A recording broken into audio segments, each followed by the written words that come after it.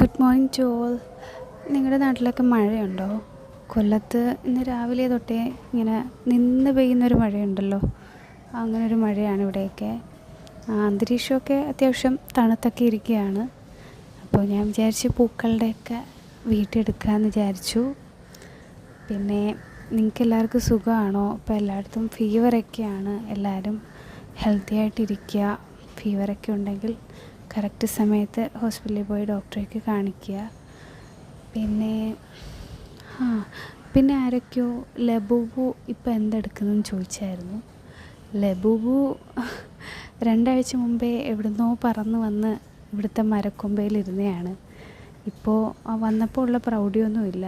ആകെ കാറ്റൊക്കെ പോയി വല്ലാതെ ചത്തിരിക്കുകയാണ്, കണ്ടില്ലേ?